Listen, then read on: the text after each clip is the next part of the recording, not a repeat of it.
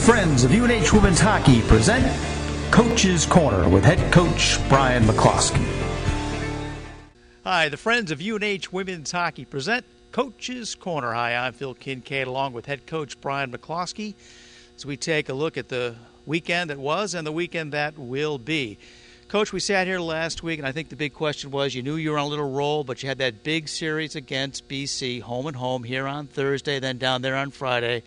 And I guess you did keep the roll going. 2 big wins put you all alone at the top of Hockey East. Yeah, Phil, I thought the team played extremely well both games, home and away, and just got great effort across the board, offensively, defensively. 2 solid efforts by our group. And, sort of what we talked about last week was, it's fun when you start to see some pieces come together, and we still got some really challenging games ahead, but we've gotten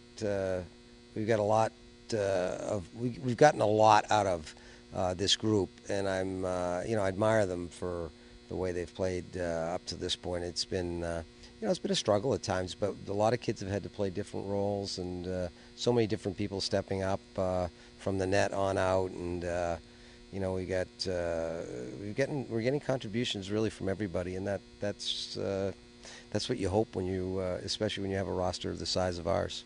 Well, I looked at the score sheet on that game down at BC. After they came out here, pretty spirited start to the game here. It looked like they really wanted to send a message to you. Yeah. You held the fort early on in the game, came back, took control. I expected to see a closer game than I did, with you guys scoring 4 goals in the first period down at BC. A real nice effort. Yeah, it was, and it was nice to see Kelly Patton get honored as Player of the Month and Hockey's Player of the Week. She had a great game down there, and with the hat trick.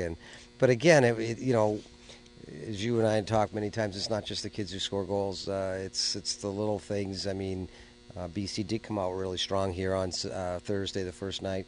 I thought we held the fort. Kaylee did the job in that. And it was the same down there. We got staked ourselves to an early lead. And, BC made a couple runs at us, which you expect. But defensively, and now Lindsay Minton played the second game, and she did the job in that. So we got good goaltending both nights. We got stellar, I thought, play out of our back blue line, and we got good contributions up front, from really everybody across the board, even though not everybody got on the score sheet. And that's what you're hoping, and I like our penalty killing has come around. We're doing a much better job, I find, in the last couple of weeks, and I think our power play is. I think we've done a good job man up. I think we can be better, and I see that. I see that starting to gel too. So, we've got 6 league games left, and it's going to be a race to the finish with 3 or 4 teams fighting for the top. Well, there's one thing I noticed about the power play. It seems to be getting much better puck movement than you were earlier in the season, and much better control, overall in the attacking zone. No, they are. They're very. I think we're really confident. Puck, it's like goal scoring. Sometimes power plays can be streaky good, streaky bad.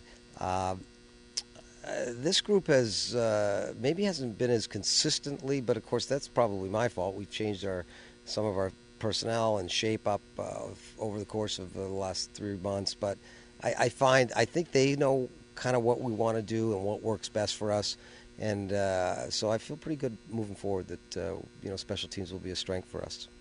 Well, of course, now another big weekend for Hockey East. This time you're on the road for 2 games at Vermont.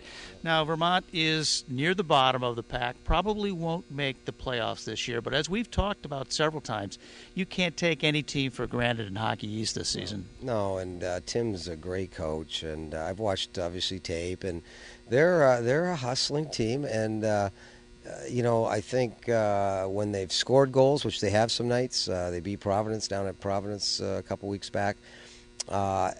When they've gotten a combination of offense and defense, they've been able to pull off a couple of victories. I think they may be, like a lot of young teams are, they're sometimes out of sync. They're not getting the defense, and then they can't put the goals in, or vice versa. And I watched them on tape. I think they're a good, solid team. I think No question, they can, and I'm certain at home they'll play us very tough. And at this point, every game, it doesn't matter whether you're playing the top, the middle, the bottom.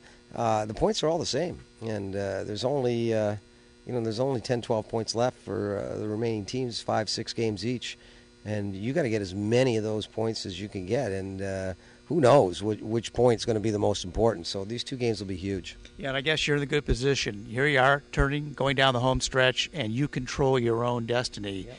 You're there. You're in first place. It's all up to you. It is, and then we've got UConn or Providence and UConn following that weekend, back-to-back weekends, and it'll go right down to the wire. It's exciting. I said to the kids today, you look at it. January can be often a tough month because you're kind of coming out of the holiday break. You want to get back into gear, and there's still a lot of unknowns. You get into February, not that there aren't some unknowns, because there certainly are, but this is you could feel playoff fever and on the horizon, and you're looking into the end of the light at the end of the tunnel in those huge games. And really, for all intents and purposes, the playoffs have already started, because you look at the fact that whoever wins the league is going to host, and there's a 4-way race or a 5-way race right now for that opportunity, and I think it'll go right down to last weekend. Great. Thanks a lot, Coach. We'll be back next week. Take a look at what happened on the road in Vermont. Thanks, Coach. Thanks, Phil.